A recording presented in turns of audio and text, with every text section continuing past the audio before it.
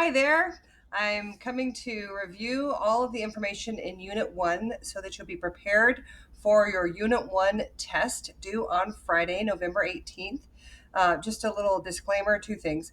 One is if you can hear my washing machine in the background, I apologize for that, but got to do laundry and work at the same time. And secondly, my cats have been a little crazy today, and one is in the window right now. So if you see him jump out, hopefully that won't distract you too much. All right, so if you go into the review area, which is 1.15 of our course, it says Unit Review Jazz, and it goes through some things that you should be doing to review.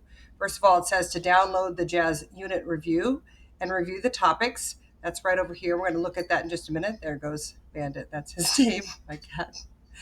It also says to review any lessons or activities you found difficult.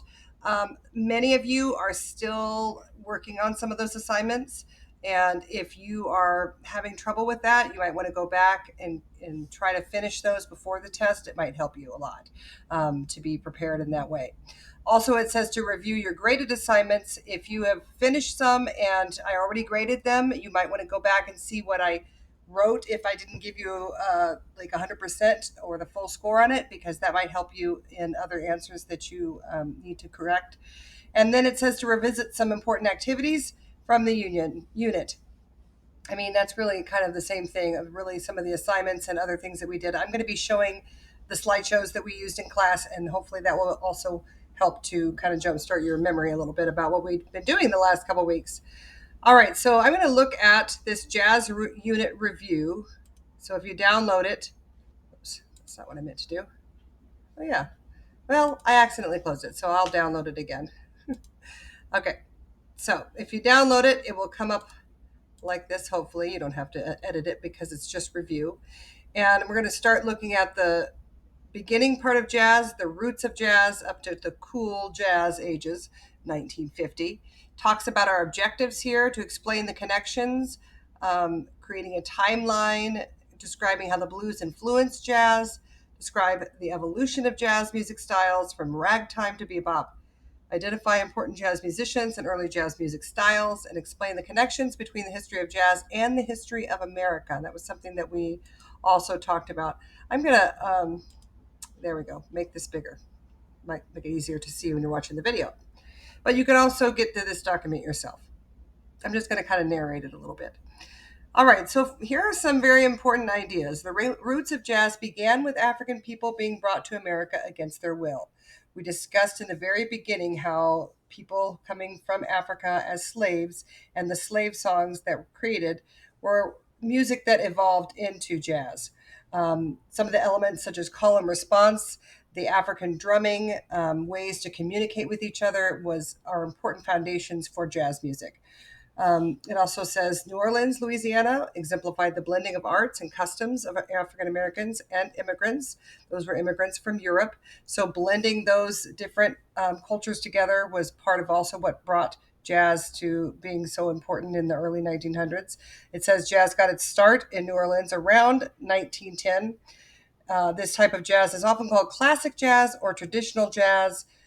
Generally, in this course, it's being referred to as New Orleans jazz or Dixieland, because really that's what that's evolving into. Prior to that, ragtime was very popular, and that's kind of somewhat a predecessor as to Dixieland as well. Louis Armstrong was born in New Orleans. He was the first great jazz soloist. He was a groundbreaking trumpet player. He also actually started on cornet, but doesn't tell us that. And he was the inventor of scat singing, so very important things there. And then it talks about how the slaves influenced jazz. We've already kind of mentioned that a little bit, but you can read through those. Um, Spirituals were also a huge part of building into jazz music. It says it eased the pain of everyday life, brought the community together. It also generally had something to do with religious faith, but oftentimes there were hidden messages in those spirituals that spoke to hoping for one day of having some freedom. The blues also influenced jazz, but they're not. It's not a style of jazz. So just know that that's going to be a different topic coming up. It says that it used bent and scooped sounds called blue notes to approximate human voice. So we talked a little bit about that. Some of us didn't know for sure what the blue notes sounded like, but it was the blue notes are different because they're flat. They don't sound the same as just when you're just playing your a regular major scale, for example. Also used call and response patterns. We talked about that just a minute ago, becoming a conversation. And then ragtime influenced jazz using syncopation and also bringing together the European African musical traditions because the piano was something that had come from Europe. So people being trained in piano and then using their culture with their rhythms and syncopation, that sort of thing, kind of combine that together. By the way, many people really do consider ragtime the first jazz, but it kind of also is just it's because it's related to European music. It's not necessarily considered that by everybody. So, the New Orleans style influenced jazz by introducing collective improvisation. It was brought European and African music traditions together as well. It was also very lively. One thing I want to note, because this will come up in a little while, be sure to be paying attention to the styles of improvisation, um, like collective. That's one of the types, because that's going to be something on the test, and some of us may have trouble remembering the names of these styles of improvisation. The swing style began to catch on during the 20s and 30s. There are some important swing musicians: Duke Ellington, Count Basie, Glenn Miller, Benny Goodman. I have some others, that we also explored during our live lessons. It talks about how swing influenced jazz. It was the only time when popular music was jazz. I mean, the most popular thing at the time. You can dance to it. The big bands became popular. It introduced the rhythm section, which we'll talk about in a bit. Bebop began to develop in the 1940s. There are some of our bebop musicians: Dizzy Gillespie, Charlie Parker, Thelonious Monk, Miles Davis. I don't think we spoke of all those. Definitely Miles Davis. Um, it talks about how bebop influenced jazz and that it was more listening. It became art as opposed to just fun dancing music.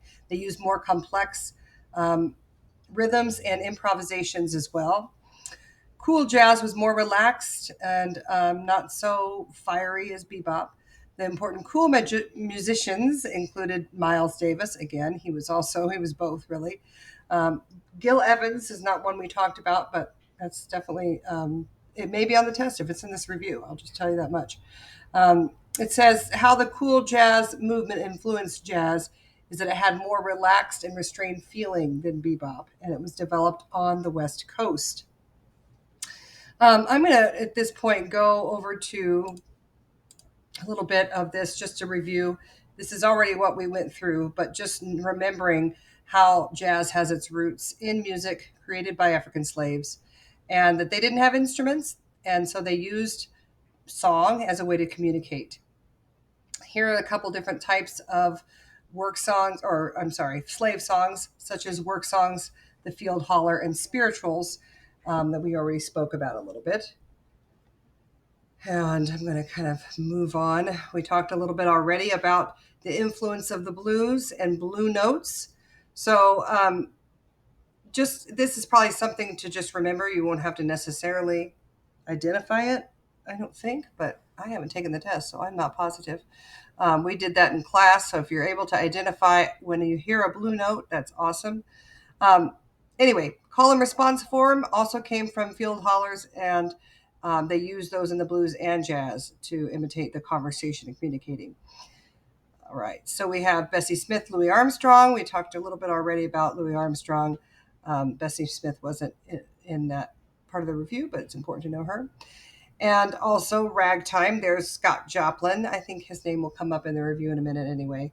But that's when we saw syncopation being incorporated from African rhythms and then combined with the piano from Europe, was what created ragtime. And it was made popular by that composer, Scott Joplin.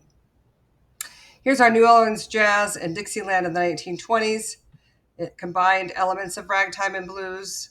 So here are some of the instruments that you might see. Now, this is where then we're bringing over some of those instruments from Europe. You may remember that was something that happened, especially after the Spanish-American War. But also, the other thing to remember is that collective improvisation was what was really popular for that time, the New Orleans jazz time and Dixieland time. where they would improvise at the same time, oftentimes. Here we have big band and swing music. We have more and more instruments coming to light. We even usually they would have like groups of a whole section of horns, for example. They would use melody and counter melody, so they would play both those at the same time. But for their improvisation, they more often did solos. So they would have feature soloists, and they got radio play for that because the radio music became more popular. Actually, was invented in the 1930s, and that was how Duke Ellington and his orchestra started to become more famous. We've got some more information about bebop, and again, we'll talk more about improvisation. When they were doing bebop, it was a little bit more freeform, but a lot more complex of the styles of improvisation they would add into that, and there would be smaller groups. We talked a little bit about part of the reason for that was because it was after the war, and so they didn't have as many people. Sometimes during the war, they had obviously less people because some were at war, but they also had a lot of people that were suffering after the Great Depression and during the war times, World War II. And so they couldn't afford huge, big bands anymore as much. If they were like a big club doing, a jazz night, they might only have a few musicians they can pay for. They would have more complex chord changes, and again, it was more about creating art. So a lot of this is kind of similar. We already talked about this. There's Miles Davis, talked about cool jazz being developed in the West Coast. All right, I'm going to come off of this one and go back to where we were. Oops, this is not it. Well, it is, but here's where we were, last part. Okay, this is also talking a little bit about how it's related to American culture and history.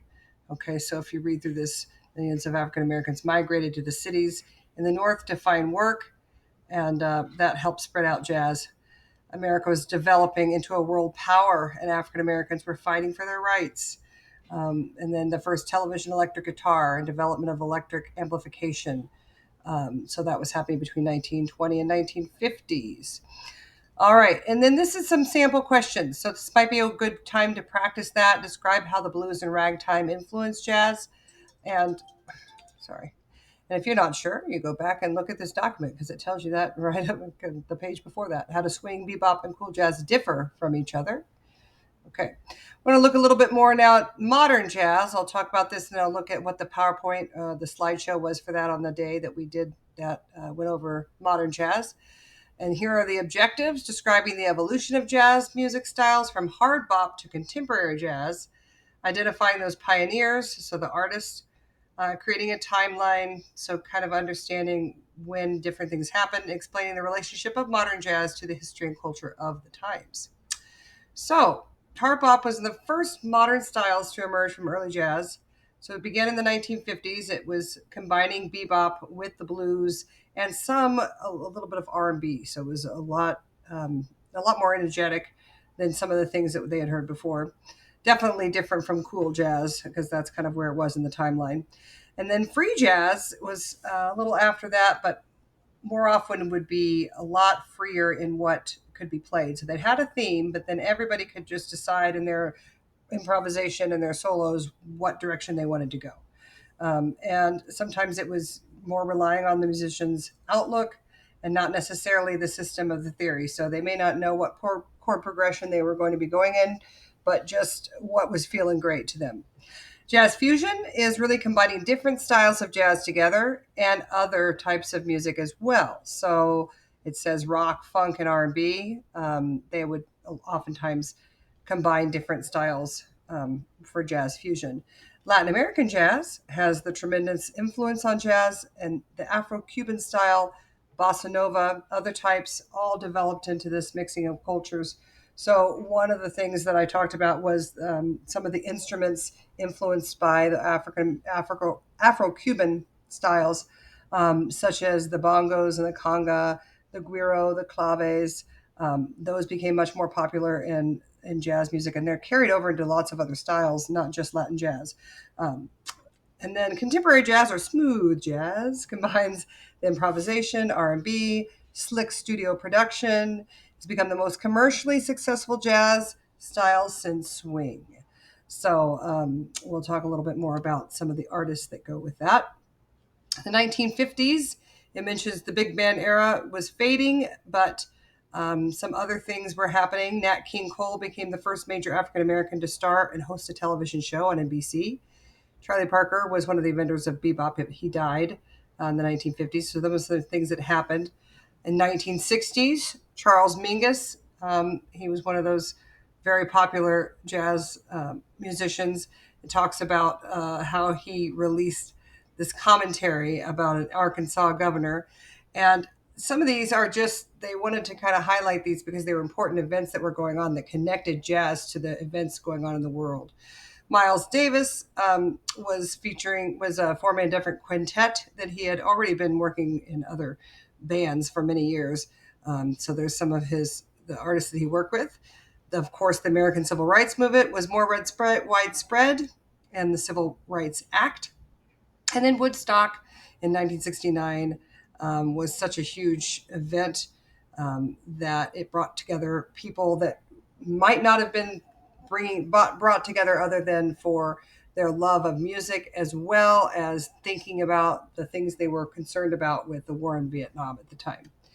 In the 1970s, Miles Davis went into retirement. He had done so much for the jazz world, but he decided to stop in 1975. Contemporary jazz styles began to come about, so we had more of that smooth jazz coming about and fusion jazz developing.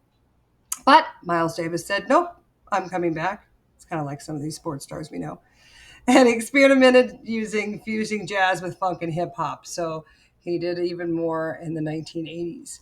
Wynton Marsalis, there are some other Marsalises and their brothers, Branson, and I forget the other one's name. Anyway, but Wynton became the jazz musician to win a Grammy Award for both jazz and classical music. So that was important because he was trained in classical music, but also learned how to become a very important jazz musician as well. If you can hear these sounds, it's my cats fighting next to me. Uh, Talks about some technological advances such as the synthesizer, MTV, the personal computer, CDs, and the World Wide Web. In 1990s, jazz at the Lincoln Center is established. So that was really important in New York City, because it was prior to that not thought of as jazz being such an important, um, I would say, intellectual um, form of music, but it became more accepted as something important to study, not just something to have fun with. So jazz education and history. Cats, stop fighting. Okay. Um, Talks about the new retro movement for retro swing movement, but we didn't really talk about that. 2000s, and oh, yes, the PBS 19-hour documentary Jazz by Ken Burns. I have watched much of that, and there's a lot in that. So you see, that's 19 hours. That could be a whole course in itself right there. More jazz artists begin to release their music. And here's some questions, some sample questions that would help you to be ready for the test. Explain how civil rights and the widespread use of electricity affected modern jazz. Describe how the fusion jazz movement changed the jazz scene. And what political and social movements had influenced the course of American history and jazz from the 1950s to the present. All right, back on to here. Hello. I'm going to go into, not this one, talking about the relationship of jazz to history and American culture. Although we kind of already went through this, this was on one of the different days from our slideshow. Um, I really wanted to kind of talk a little bit more about it when it got into modern jazz. Here's modern jazz.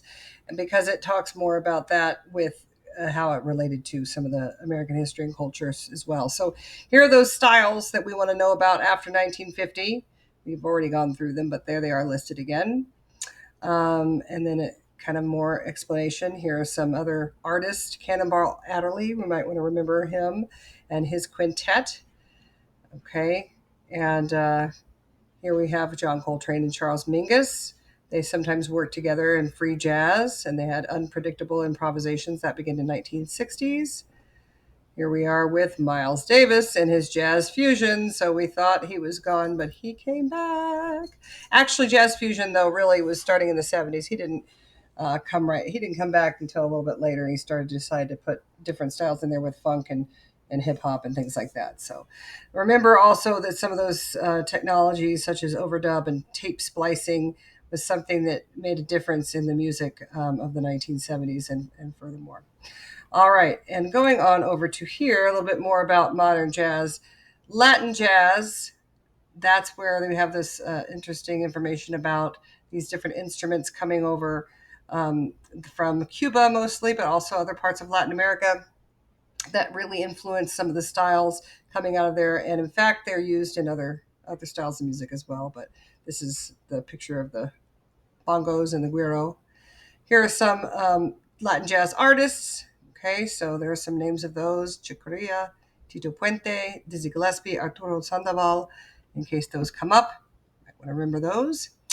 Here's our information about contemporary jazz that kind of blends a few different styles together. It's also known as smooth jazz. It's pretty mellow, and often you'll hear electric instruments. Then we'll have sometimes the saxophone, but usually not a big horn section or anything like that. All right. Oh, this is a repeated slide. Repeated slide. Didn't mean to have all those repeated slides. Here are some notable jazz artists, modern jazz artists, the contemporary ones, that is. Chuck Mangione, Al Jarreau, Kenny G plays the soprano saxophone. All right, here's some more information about relationship of the modern jazz to history and culture, which we kind of already talked about, but these three things were not mentioned so much in that other review document, and I just want you to remember them in case they come up on the test. So the fact that we were expanding our cities throughout the United States, and we had a big, huge new highway system, that made a difference because people were able to travel and take their music to other parts. That wasn't happening as much before 1950. Many people, many artists and musicians were investigated because of the Cold War and Senator McCarthy, who was fighting against communism. So that also had an effect in that not everyone was able to develop as the artists they would like to be. Some of them were investigated and kind of shut down in the 1950s. But also, one of the things that helped the civil rights movement was Brown versus Board of Education. And that sparked a lot of things happening with people believing it wasn't fair, to separate people based on their race. That also became an inspirational reason for people to make music. So we talk a little bit here about the civil rights movement and how it was motivating people for their musical expression, social activist leaders, and how sometimes those civil rights political themes were used in different types of music. All right. Here's that information about the Lincoln Center for Performing Arts and the jazz at Lincoln Center, and how rock and roll also influenced jazz artists. We kind of see that in jazz fusion, for example. And of course, music, television, MTV, and compact discs made it even more widespread, all the different styles of music, in fact, but jazz as well. All right. I am going to go back to our document where we were and go over a little bit more about improvisation, which we just learned about this week. So this shouldn't be too difficult to remember, hopefully, especially if you're in class. So we want to make sure we understand the jazz rhythm section, the different parts of it, because that's definitely going to be on the test. Also understanding things like how different styles of improvisation relates to different styles of music. It talks about the three main types of improvisation: rhythmic, melodic, harmonic. Okay, so understanding that, not just, but we also need to remember that, for example, collective improvisation also is part of, for example, New Orleans jazz, Dixieland. Solo features were more prevalent in swing music, for example. Scat singing. Remember who was the important person that invented scat singing? It was Louis Armstrong. And some important female and male jazz singers, which, by the way, actually was on my one of these, but I think I passed it up. No, it wasn't on this one. It's in one of these. It's in here. Okay, well, yeah, we'll come up to this one. All right, so first of all, here's the rhythm section: percussion, bass, and piano or guitar. Okay, that was the foundation of most popular music. The drums and the bass keep the tempo. The piano and guitar provide chord progression. and they will give cues to changes in the music. So here's a picture of that jazz rhythm section, and here is a picture of the drum set. So you want to remember some of the parts of the drum set, mainly, especially if you can remember the bass drum, the different types of cymbals, the ride cymbal and the crash cymbal, and also remembering the hi-hat and, oh, my kitty, snare drum and our tom drums. All right, so it talks about how the drummers keep the tempo and work with the other instruments of the rhythm section, and they also sometimes solo. The bass is also very important in the rhythm section. It's also providing the foundation, and you can either use an acoustic or an electric bass for that. Talks about how slap basses were used, especially before invention of electricity, and pizzicato strings. It means that you're playing by plucking the string. That is very common in jazz music. All right, and this talks about a little bit of the hidden rules for jazz improvisation. Some of this is not really as common when it comes to free jazz, but when we're talking about more of the traditional jazz styles, making sure that you're following the chordal and harmonic structure and listening to the other artists, focusing on the rhythm, melody, and harmony. All right, so here's what I was talking about with we want to make sure we remember collective improvisation goes with New Orleans jazz, where that means more than one instrument at the same time improvising. In swing jazz, solo improvisation, scat singing were very popular. Then we had more complex improvisations during bebop. Okay, more relaxed improvisations with cool jazz. All right, here are some of the female vocalists we need to know: Billie Holiday, Ella Fitzgerald, Sarah Vaughan, Dinah Washington. Here are some pictures of them, though you won't have to know their picture. And some male vocalists: Louis Armstrong, Frank Sinatra, Nat King Cole, Tony Bennett. Here are some pictures of them. All right, so back to this document. Here's those list of the different parts of the standard drum set and the jobs of the drummer, which we kind of already talked about, the job of the bass player. Now, I did not go over the piano and guitar as much in class because we were running out of time. So this will be a good place to review that. It talks about the piano being a very versatile instrument, plays the melody, harmony, and rhythm, and it sometimes accompanies and sometimes it will play a solo. So the piano in jazz band, they are also keeping time or the tempo. They're providing the foundation of the harmony, not necessarily the tempo, but where the melody and the harmony are going. So the kind of the chord progression of that. They sometimes will play the melodic lines, oftentimes, and the harmonies at the same time. And many people use the piano to compose their music because they're able to do different parts on it at the same time, both the melody and the harmony. And like I said, sometimes plays a solo. Improvisation is the ability to play music spontaneously by ear. Okay, so we already knew that. Making it up as you go. Jazz musicians use the rules of music theory. We talked about that.